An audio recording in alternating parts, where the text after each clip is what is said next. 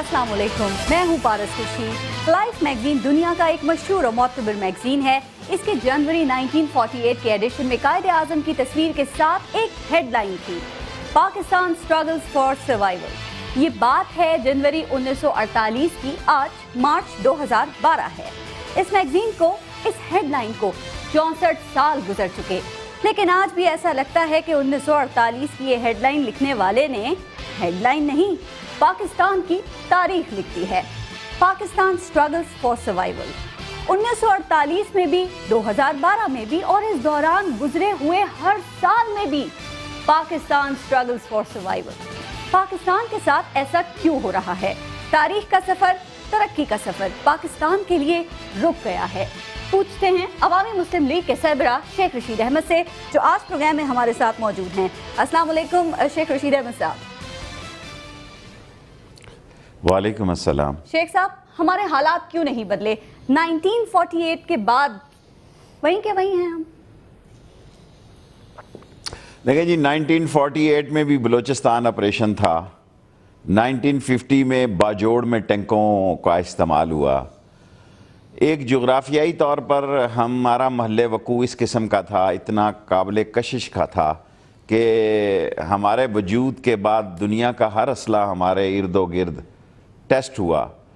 और आप देखें कि ईरान इराक़ की जंग हो, इराक़ कुवैत की जंग हो, फिर अफ़गानिस्तान रशिया की जंग हो, अफ़गानिस्तान अमेरिका की जंग हो, ये सब हमारे महल वकू में हमने अपना जोग्राफिया बेचा। जोग्राफिया नहीं कहना चाहिए, हम अपने फ़ज़ाओं को बेचा, हमने अपनी ज़मीनी रास्तों को बेचा, हम अपने समुद्रों को बेचा, पहाड़ों को बेचा। हालात वही हैं, जिम्मेदार कौन है? हुकूमत, निज़ाम, 18 करोड़ लोग, अवाम। 18 करोड़ लोग जो फैसला करते वक्त मेलसी को वोट दे देता है, खिची को देता है, टवाने को देता है। साहब, उनके पास कहाँ ऑप्शन है? वही 2-3 पॉलिटिकल पार्टी सामने, वो जाते हैं, वोट डालाते हैं उनको। क्या करे अवाम? देखिए, अवाम अक्ल का काम ले, बाद में रोए ना।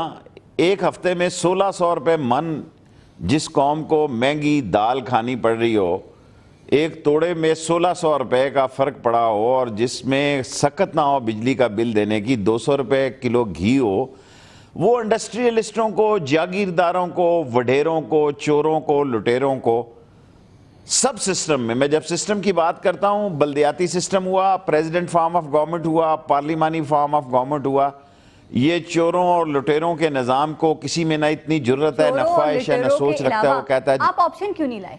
ऑप्शंस कहाँ हैं अवाम की तरफ? ठीक है, अवाम को आपने कहा 18 करोड़ अवाम जिम्मेदार हैं। जब से पाकिस्तान बना है, हमने देखा कि कई हुकूमतें आई हैं, आप भी हिस्सा रहे हैं, आमरीत भी देखी, जमहूरियत भी देखी, तब्दीली हमने कोई नहीं देखी। क्या सब इस 18 करोड़ अवाम के बारे में सब एक ही तरह सोचते हैं? बड़ा मुश्किल सवाल आपने किया है। हमने फ़ौज को भी आजमाया, उसको भी जलील और रुसवा होकर फ़ौजी डिक्टेटरों को जाना पड़ा, और जमहूरी डिक्टेटरों को भी इस्तेमाल किया है। वज़ीर आज़म इम्पोर्ट भी किया है, वज़ीर आज़म एक्सपोर्ट भी करके देखा है। हमारे मसले जो हैं वो शौकत अजीज़ से लेके शौकत तरीन तक, और शौकत तरीन से लेके शेख हफीज़ तक, और शेख हफीज़ से लेके महबूबुल हक तक, और महबूबुल हक तक से लेके हफीज़, दूसरे हफीज़ शेख तक।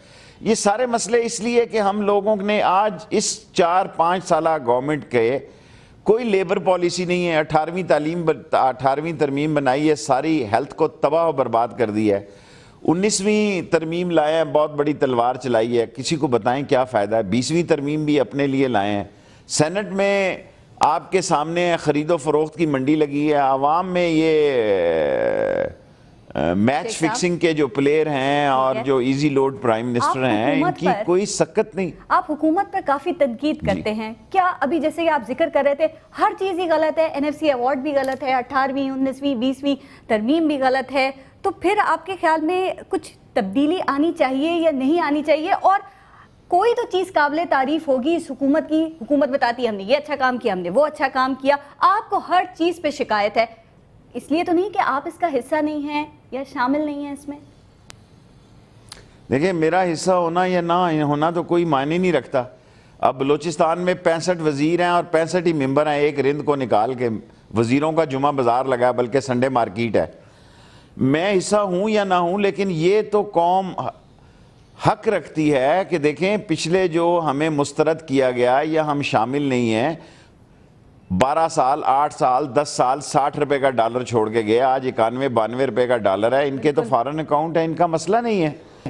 جس کو گھی 200 کلو روپے لینے پڑ رہا ہے اس کو چیخنے چلانے کے علاوہ چیخ بھی نہیں رہا، کیونکہ رات کو وہ ٹی وی پروگرام دیکھتا ہے، وہ کہتا ہے میری ترجمانی ہو گئی ہے، وہ یہ سمجھتا ہے کہ بھی میری بات تو ہو رہی ہے، مجھے باہر نکلنے کی کیا ضرورت ہے۔ یہ الیکشن نظام اور 5 خاندانوں کے قبضے سے اس ملک میں الیکشن کے ذریعے میں تبدیلی نہیں دیکھتا۔ آپ الیکشن کی بات کر رہے ہیں، ہمارے یہاں الیکشن ہوتا ہے یا سلیکشن؟ ملا جلا رجحان ہے، 12-13 شہروں میں الیکشن ہوتا ہے، جس میں 2-4 سیٹوں پہ برادری گروپنگ کا مسئلہ ہوتا ہے۔ باقی لوگوں کی آج جس طرح پاکستان میں ہر ادارہ، اب تو مزار قائد اعظم کے پاس، مزار قائد کے باہر ہر علاقہ جلسہ کر کے قائد اعظم کو اپنے رونے رو رہا ہے، حالانکہ اس نے تو پاکستان بنا کے دیا، چلا ہم نہیں سکے۔ آپ نے 48 سے بات کی ہے، آپ ذوالفقار علی بھٹو صاحب کے دور سے شروع ہو جائیں۔ ذوالفقار علی بھٹو سنگل واحد سویلین ممبر تھے فوجی ڈکٹیٹرشپ کی ٹیم میں، اور اس کے بعد کوئی ہر سیاستدان فوج کو گالی دینا اپنے منشور میں سمجھتا ہے، آرمی کو تنقید کرنا اپنا حصہ سمجھتا ہے، لیکن کوئی ایک سیاستدان بھی ایسا نہیں ہے جس کا سیاسی تعارف یا جس کی ابتدا یا جس کی انگلی فوج نے نہ پکڑی ہو۔ جو عوامی لوگ ہیں ان کے پاس وسائل نہیں ہیں۔ ٹھیک، الیکشنز کی ابھی ہم بات کرتے ہیں، تو میں نے آپ سے بڑے ایشوز پہ بات کرنی ہے۔ مجھے بتائیں کہ ارلی الیکشنز کی بات ہو رہی ہے، کیا خیال ہے یہ ارلی الیکشنز ہونے والے ہیں؟ یوسف رضا گیلانی صاحب نے جو 3-4 دن بیان دیا، میں تو اپنی رائے میں تضاد سمجھتا ہوں تھا۔ میرا خیال تھا کہ فضل الرحمان صاحب قریب ہیں، ان کی ملاقاتیں ہوتی ہیں، انہوں نے کہا بڑی عید کے بعد الیکشن ہوں گے۔ نواز شریف صاحب نے بھی کہا کہ چھوٹی عید کے بعد الیکشن ہوں گے، ستمبر اکتوبر کی وہ بات کر رہے ہیں، لیکن مجھے نظر آتا ہے کہ یہ سال الیکشن نہیں ہوں گے۔ شیخ صاحب اور اس سال یہ آپ کہہ رہے ہیں الیکشنز نہیں ہوں گے، یہ ارلی الیکشنز نہیں ہوں گے یا الیکشن ہوں گے ہی نہیں؟ یہ الیکشنز ہوتے نظر نہیں آ رہے۔ دیکھیں اس سال کی میں بات کر رہا ہوں، دیکھیں الیکشن کرنا ملک کی بنیادیں ہلا دے گا۔ اس ملک میں جہاں وحیدہ شاہ جیسی ترجمان ہو حکومتوں کی، جہاں لوگوں کو دن دہاڑے اٹھایا جاتا ہو، جس ملک میں اب میں کیا کہوں گا، بڑا ایک لائیو کیمرے پہ آ کے انسان کو جذبات کنٹرول رکھنے پڑتے ہیں، جس ملک میں ووٹ ڈالنے والے کی کوئی حیثیت، کوئی معاملہ، کوئی سوچ ووٹ لینے والا لینے کے بعد بھول جائے اور 5 خاندانوں کی گرپ ہو جائے 5 پارٹیوں پہ، اور وہ جس وقت چاہیں جس کے خلاف چاہیں قوم کو کریں اور جب چاہیں خود اکٹھے ہو جائیں اور قوم کو چوراہے میں چوک چھوڑ دیں۔ میں سمجھتا ہوں ہمارے پڑوس میں جو بڑے بڑے لوگ تھے، جن کے بڑے نام تھے، وہ آج انتشار اور خلفشار میں آپ دیکھیں کرنل قذافی سے لے کے۔ میں نے آپ سے مزید بات بھی کرنی ہے، ایک بریک کا ٹائم ہو رہا ہے، ایک بریک لے لیتے ہیں، واپس آتے ہیں اور بریک کے بعد مزید بات کریں گے، لیتے ہیں، دیکھتے رہیے گا۔